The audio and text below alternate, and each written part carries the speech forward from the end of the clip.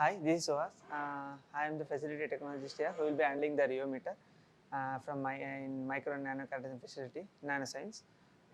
Today I'll be discussing about the some basic principles of the Rheometer, how it works, and like what was the history background of the Rheometer and rheology, and whatever tool we have, this is the tool. And before getting into the tool, I'll just explain how the basic working principle of the Rheometer. What is Rheometer? Rheometer is the one instrument used to characterize the flow of substances in response to the force. What are the applications? There are different set of applications such as like industry, automotive, and aerospace, and even biology. It has a huge number of applications. Before getting into the application, we will discuss what is viscosity. Viscosity is the measure of resistance to the flow of the liquid. And what is the equation? This is the equation for the viscosity measurement. The equation says like 2 into density of the sphere minus density of the liquid and gravity into sphere diameter like radius of the sphere divided by 9 into the velocity. How is the abbreviation? Like in the older days, how they used to measure the viscosity, we will discuss in the further slides. These are the setup. To measure the viscosity of any particular liquid, we need some setup.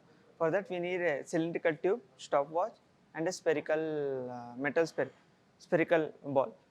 For that, we need the density of the sphere, as in the equation said, like we need a density of the sphere. For that, we have a equation density is equal to mass by volume. How to know the mass? Mass is like we can we can know the weight of the mass by weighing machine, like so that we can know we can have a weighing buds, and on the other side like metal whatever the spherical ball, we can measure it. And the volume, we have a formula 4 by 3 pi r cube. If we have the value for that, we can get the mass by volume. Then we can know the density of the sphere, and then we want to know the density of the liquid. How to know that? The same formula applies for that. Density is equal to mass by volume. Mass can be known by weighing the water, and volume by the tube. Whatever the marking is there, you can know the volume from the tube. Then how to measure the viscosity? Actually, the whatever the liquid or the sample we are looking for the viscosity, we have to fill the sample with the tube, so that we have to mark the upper and the lower position, and then we have to place the sphere at the initially, and we have to make it to like move from top to bottom, so that the time taken to move from the top position to the down position, we get the value. From that value, we can know the viscosity, velocity. Velocity is nothing but distance divided by the time. Whatever the distance traveled and the time noted in the stopwatch, we can know the velocity of the like velocity of the sphere moving from top to bottom. Then we have the all the values, and we can like we know the density of the sphere, density of the liquid, and we know the gravity value and the radius of the sphere, and we know the viscosity. Whenever we include the equations into values in the equation, we'll know the viscosity. This was the tedious, and like it consists of like too much of time to know the viscosity. Later then, they had a gap between the instrument and the earlier conventional method. Then they introduced the tool called Rheometer. There are a number of Rheometers in the market. Right now we have MCR 302 in our facility, micro nano characterization facility, nanoscience ISC, and this can go this can do like temperature measurement depending on like what temperature the user want. The maximum temperature can go up to is 140 degree, and least temperature like it can go to minus 40 degree. For that, like we need some separate setup, but here it can go up to 140 degree. And this is the principle behind that to measure the viscosity. For the equation for the measurement of viscosity is like shear stress by shear strain. How to get the shear stress? Shear stress by force by volume, and shear strain is the velocity difference divided by the distance. How it is in the instrument? The sample is kept, there are two set of sample, like sample is kept on the surface, and from the top the sample will be compressed. Whenever it is slightly rotated, the shear is created. Then we can know the shear value and the stress value. When we include the both in the equation of the viscosity, we will get the viscosity value. That is done by the instrument part. And we have different set of plates. This is the one of the setup, like it is between plate to plate, and second one is a cone and a plate, and this is a cup and a bob. What are the applications of that? Depending on your application or liquid, how the viscosity is, we'll choose the measurement system. One is conical cylinder, one is cone and the plate, one is parallel plate. Like concentric cylinder is used for the very low to medium viscosity, and cone and the plate is used for the very low to high viscosity, and the parallel plate is used for the low viscosity to the soft solid. Soft solid may be a gel-like kind of samples, anything. Depending on the application. And this is the exploded view. Here we can clearly identify that, like it has a motor, connecting system, and the Peltier system, and this is a knob to connect the shaft. Here the main advantage of this tool is it has a air bearing system. Air bearing in the sense, like it is different from the normal bearing. It has a air circulation, so that the bearing can easily like have a flatten, like instead of like using the normal mechanical bearing, it uses the air bearing. And then these are schematic representation of the rheometer. Here we have optical encoder, air bearing, motor, shaft, and geometry, and the sample. Optical encoder is the one who gives the values, like depending on the mechanical force or like shear stress and applied on it, we can know the values, and optical encoder gives the values. And air bearing is the coupler between the motor and the optical encoder. This is the main application, like it is used to connect the motor and the optical. Motor is used to rotate the or give some shear stress on the sample, and shaft is used to connect the geometry. Geometry in the sense, like whether it is a conical plate or the parallel plate. And we have a Peltier system. Here the main application of Peltier system is to have the temperature measurement. It's like electrical, like it applies the like it can go up to 140 degree of temperature maximum. Hi, now it's all about the theory, and we shall go with the experiment part. Make sure you wear the gloves while doing the measurement. Yeah, once done with the gloves thing and all, you have to switch on the chiller. Like whatever the chiller is used for the cooling the Peltier system. What happens is, like sometimes, like when the sample is overheating, like it is continually heating, Peltier, there is a Peltier system to overheat and damage the Peltier system.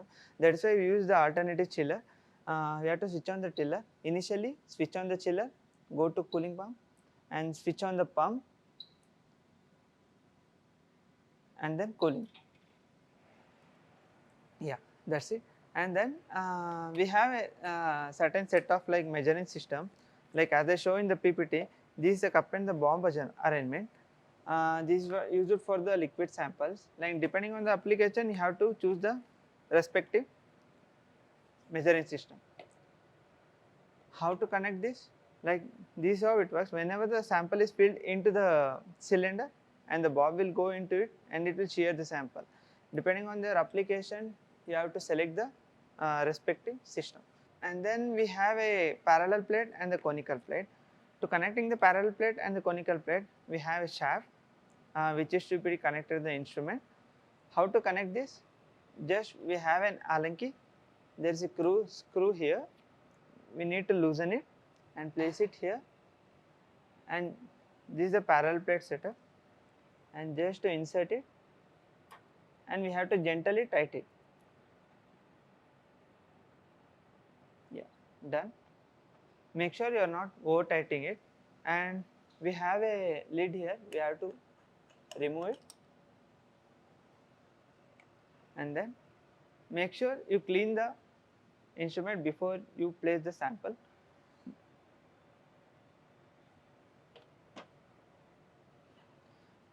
Then use a lint-free cloth which doesn't damage the surface roughness of the plate and the base plate. And you have a marking here. Yeah, here is a marking here, and one is at the instrument part. We have to match the thing. Yeah, here is a marking, and one is on the shaft. We have to align it properly, and no need to put it forcefully. Just place it and lock it. That's it. Done with the instrument part. Now we have to initialize it. For that, Rheometer and bar is the software. As soon as you connect the shaft, this is the software and bar, your compass, and you have to double click on this. It will take some time to open. Now the software is open.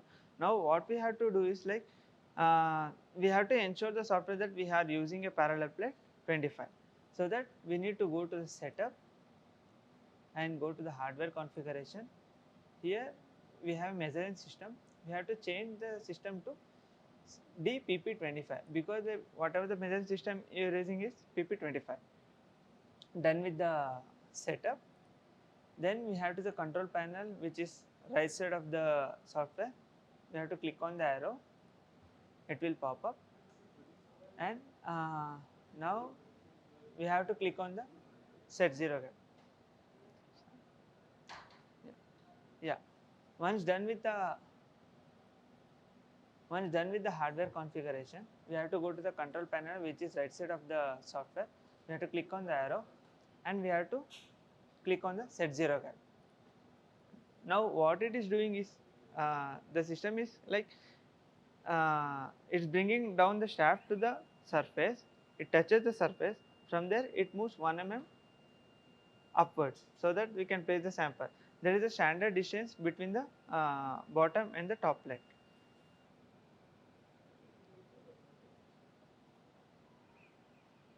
Yeah, almost done.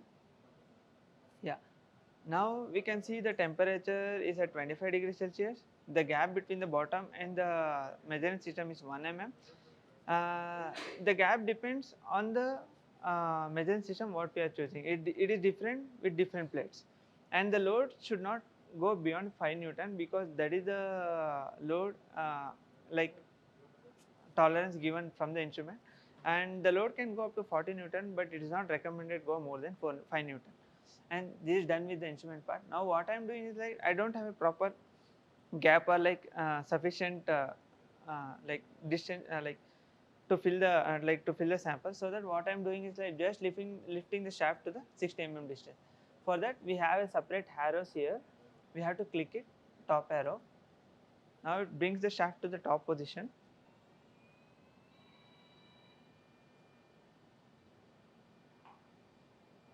Yeah, now have enough space to load the samples. Now what are the samples I am using? This is a normal DA water. Now we will measure the viscosity of the normal DA water. For that, like make sure you don't contaminate the samples. Now for that you can use the filler. You can like very less amount of samples is required to measure. I am just sucking out the samples.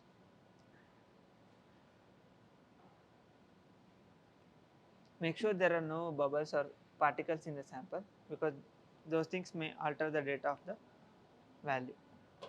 Yeah, done.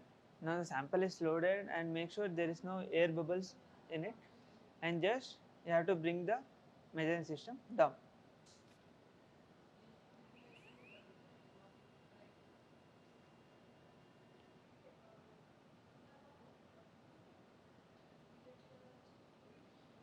Yeah, now it is done. Once the gap is like 1 mm, now the main thing is like you have to see whether the sample is coming out or not. If the samples are coming out, extra samples, you have to take it out to have a proper measurement. For that now I am using a water so that I can easily clean it with tissue. If it is a gel like samples and all, you have to use any other material to take out which will not damage the surface of the samples are coming out. You have to clean it with the tissue or something. Since I am using a water, it's like safer side. I am using a tissue to suck it out. If you are using any other gel like samples, you have to make sure like something you are using which will not damage the surface of the plate. Yeah, done with the loading of the sample. Now actual thing here we have to ensure like what is the shear speed, shear rate and all. For that I have to go to the my apps, double click on my app. Now there is a number of library. Depending on your sample, have to select a particular library. Now I am going with the water. I will go with the liquid. Here we have plastic like sample, liquid, and the milk. And I will go with the liquid to measure the viscosity of the water. Double click on the library. Yeah, we got the setup. Initially, I will go with the measurements. Here I will ensure like what is the shear rate, number of data points to be collected. Now I will go with the 21 and keep it as constant. And here this shear rate what I will be giving ramp logarithm. It's from shear rate from 0.01 to 100.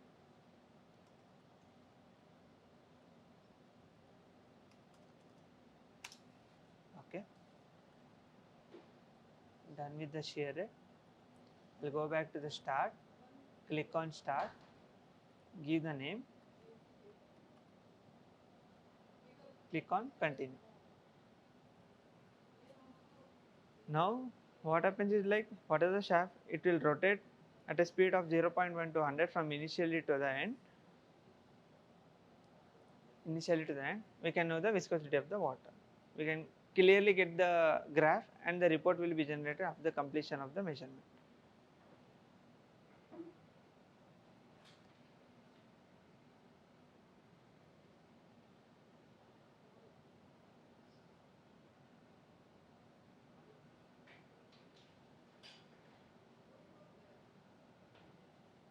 Yeah, yeah, the measurement is done and the report is generated. This is how the report is generated. We can clearly know the values of the viscosity of the water. I don't know what water is it, normal day water or contaminated water. It's done, and then we can export the data. How to export? Right click, export PDF, and you can save wherever it is. Like you can have a PDF format, give name, save it, and if you want the raw data, you can just export the data points, select all, go to home, export selected data, and select your directory, click on save, and you can take the screenshot of the diagram.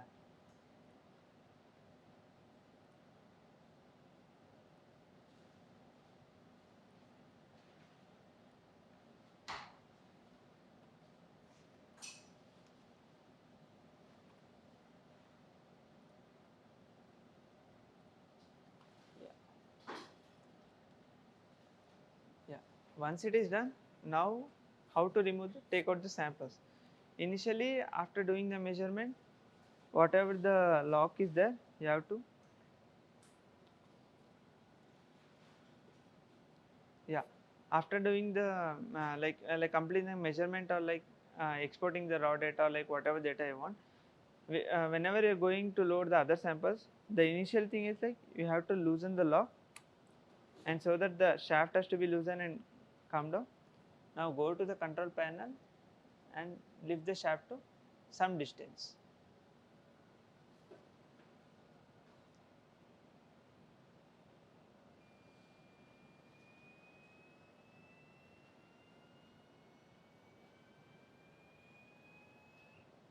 Yeah, it is done.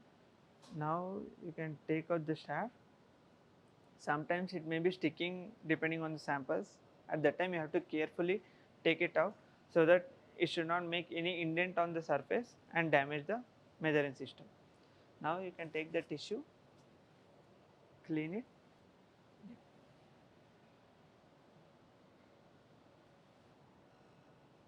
You have to send the head to the home position, that is 120 mm.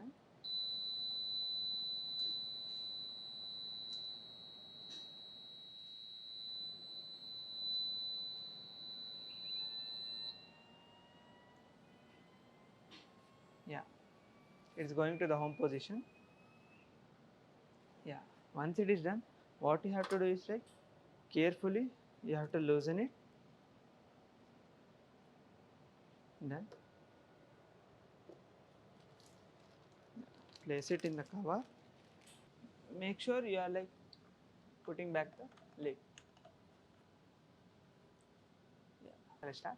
Yeah, like what and all thing we have done is we like went through the basics of the Rheometer, like how does what is the different set of measuring system we have, like how to operate, like how to be careful while using the things. Make sure like one key part is like we should be more conscious about the utensils using while cleaning and loading the sample. If you are using metals, spatulas or something, while drying out or like putting the samples on the parallel plate, we have to be very careful so that it will damage or indent the surface plate. Whenever there is a scratches or indentation on the surface plate, it will shear the samples, like that will not give a proper data or proper value on it. Like for example, like when the skin, like when the skins are rubbing each other, what we have is like if there is any glass particles in between the like skin, it will tear the sample. That should not happen in the actual measurement. That is the only key part. Like and then what to say, all the best to all. Thank you.